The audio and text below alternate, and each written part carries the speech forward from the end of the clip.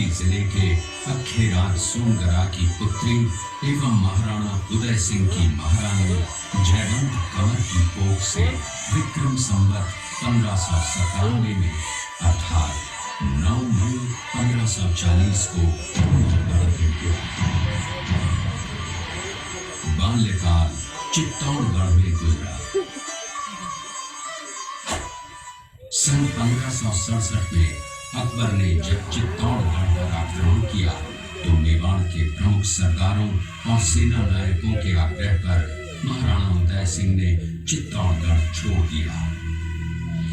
अपने देश, कुल, गौरव और मातृभूमि की मर्यादा के लिए प्राण न्यौछावर करने वाले योद्धाओं और ललनाओं से प्रताप ने न केवल सीख ली बल्कि ये घटना उनके जीवन का आधार बन गई। फरवरी 1572 को महाराणा उदय सिंह का देहांत हुआ। प्रताप की ज्येष्ठता और योग्यता को ध्यान में रखते हुए सरदारों ने उनको राजगद्दी पर आसीन किया। होली के दिन उनका गोविंदा में राज तिलक हुआ। उस समय तक लगभग सभी राजाओं ने अकबर की अधीनता स्वीकार कर ली थी। एकमात्र महाराणा प्रताप ने अपना मस्तक अकबर के आगे नहीं झुकाया। प्रताप मुगलों से लोहा लेने की तैयारी में जी जान से जुट गए। 18 जून 1576 की सुबह हल्दी घाटी और खमनोर के मध्य एक मैदान में ऐतिहासिक युद्ध हुआ।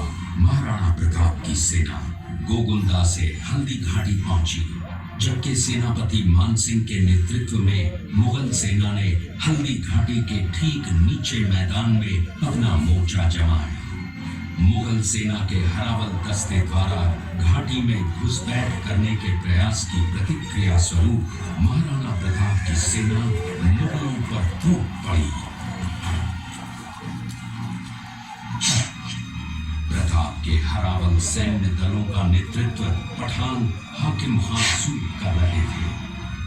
भीलू राणा, जो राणा पूंजा के नाम से भी जाने जाते हैं, उनके नेतृत्व में भील आदिवासियों ने गोरिल्ला पद्धति से युद्ध करते हुए मुगलों के छक्के छुड़ा दिए। देखते ही देखते शाही सेना में खलबली मच गई। रक्त तलाई घोड़ों की टापों, हाथियों की चिंगारों और तलवारों की झंकारों से गूंज उठी। चारों तरफ हाहाकार मच गया।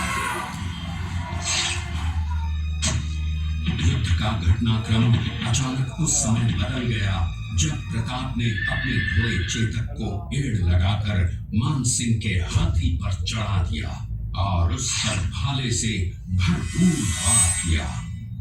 मानसिंह हौदे में दुबक गया। हाथी से उतरते समय चेतक की एक टांग कट गई। इस स्थिति को भांपकर महाराणा प्रताप के हमशक्ल सेनापति झालामान ने महाराणा प्रताप से आज्ञा लेकर उनका राजमुकुट धारण किया। मुगल सेना झालामान को महाराणा प्रताप समझकर उन पर टूट पड़ी और झालामान शहीद हो गए। उधर चेतक ने अपने स्वामी को 5 किलोमीटर तक 3 टांगों पर ही लेकर एक बरसाती नाले को पार किया। उसके पश्चात उसके प्राण पखेरु उड़ गए। इस युद्ध से महाराणा प्रताप के मन पर गहरा प्रभाव पड़ा।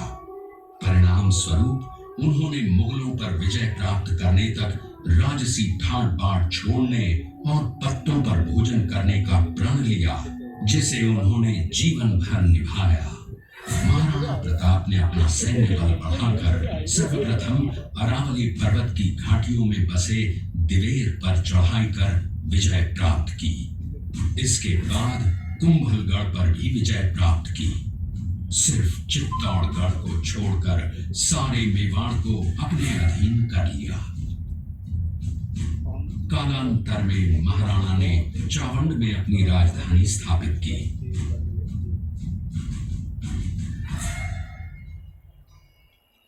19 जनवरी 1597 को राणा प्रताप ने मात्र 57 वर्ष की आयु में इस संसार से प्रयाण किया।